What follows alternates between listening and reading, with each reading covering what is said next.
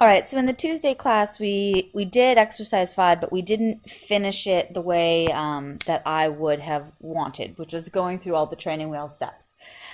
We did this and then jumped straight to the question you'd see on the test, which is to create a 90% confidence interval.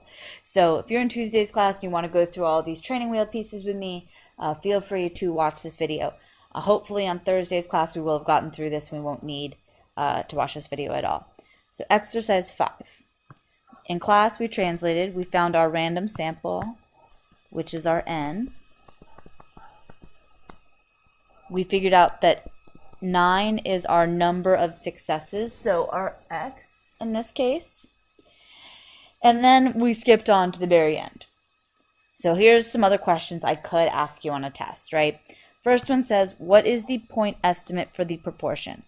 So remember, if we want to estimate the proportion for all adults, we're going to use our sample proportion. So sample is just another way to say estimate, right? Essentially, in statistics. And we can calculate this by just figuring out x over n, the number in our sample. 9 of the 73 had high blood pressure. So 9 divided by 73, 0.1233. All right, the next question says, are the conditions met in order to actually do a confidence interval?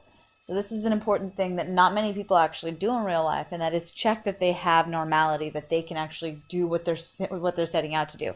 A lot of people will just start doing things, especially because a lot of times you're doing this in technology, and the technology will let you do whatever, even if it's not accurate. So our conditions, we need an SRS, which should give us independence. We need our n to be less than 10% of the population. And we need our rule of thumb to be met.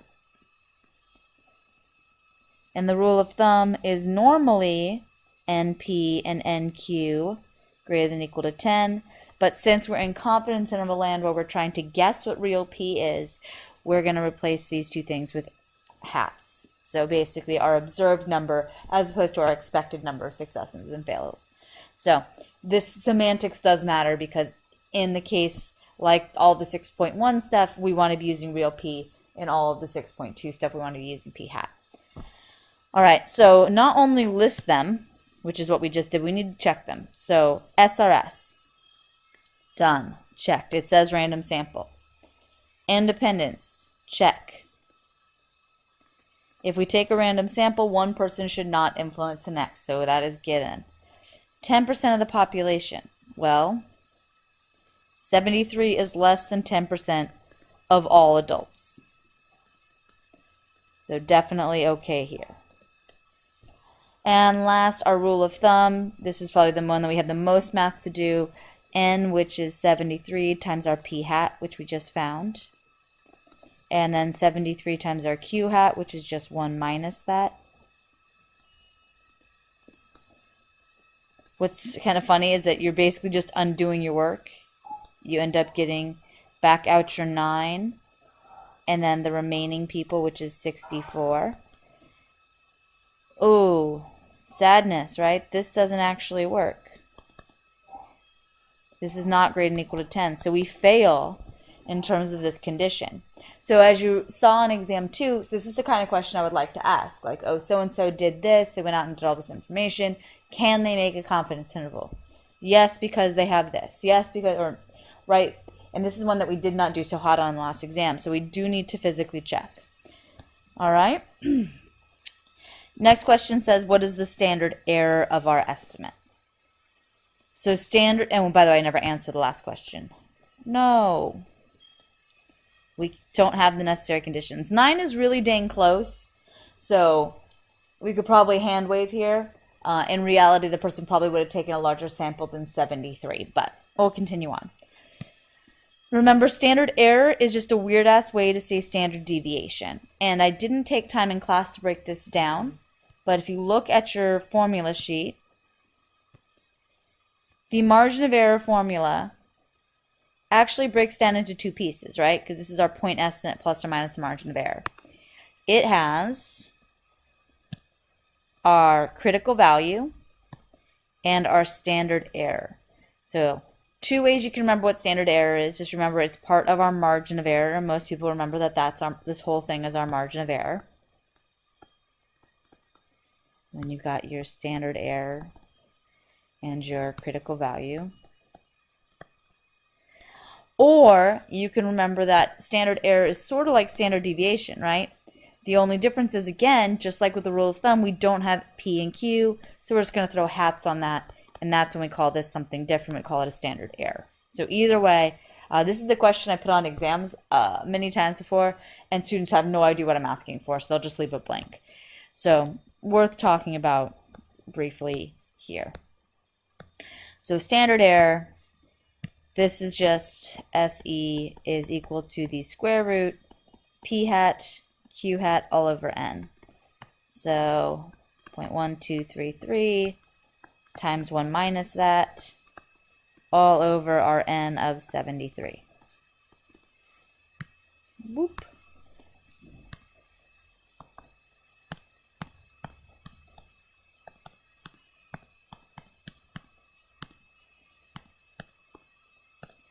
Oh no, I left off the 3. Let's see if it makes that big of a difference. We'll go back and put it in there. Ah! This is riveting YouTube television, I know. It does actually matter in the last decimal, so 0.0385. There's our standard error. All right, next says what Z star or critical value should we use? So if you were in the Tuesday class, I totally forgot the T-tables, but I'll show you around what that T-table looks like. So again, this will be given to you on the test. Instead of thinking about the ones that I said you could write down on your card, which you can, this is how the table looks.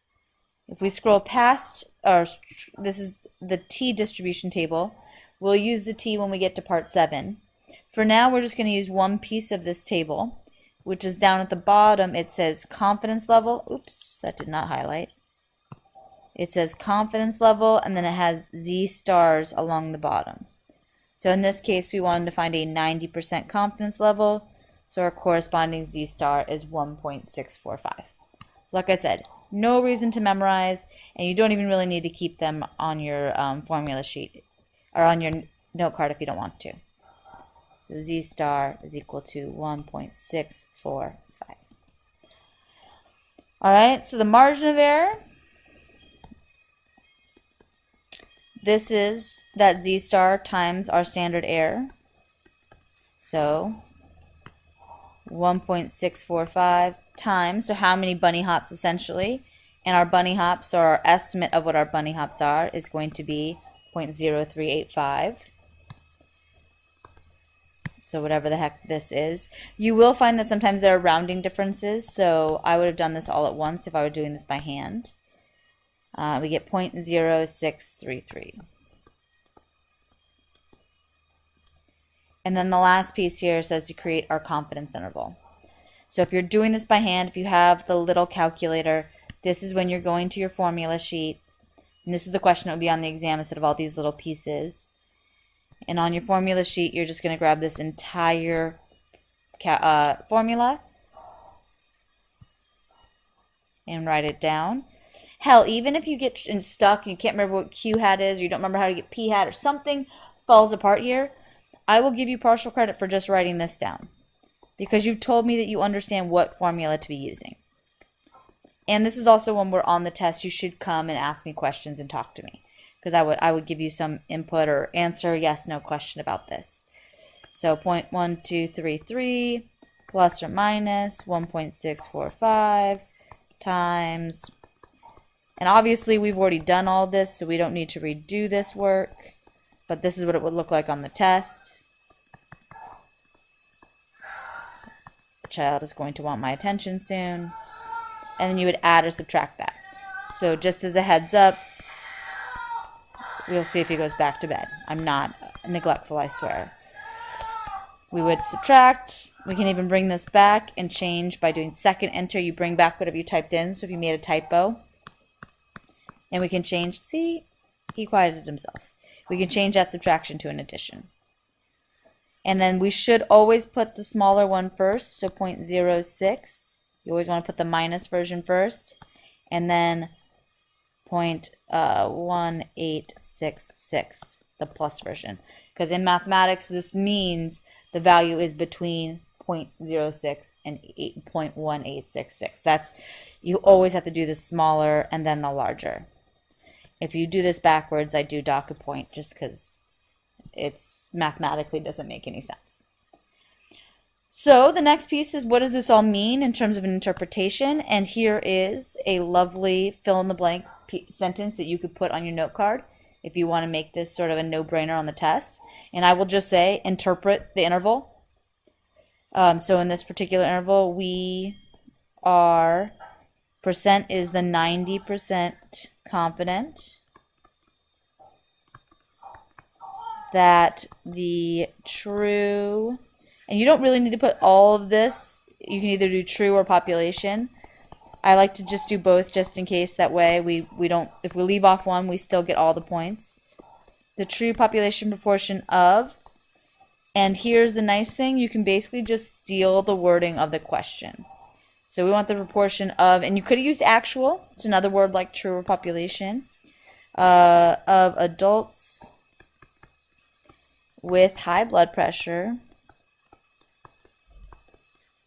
is between 0.06 and 0.1866. So there's your sentence. That real percentage is somewhere between 6 and 18.66%.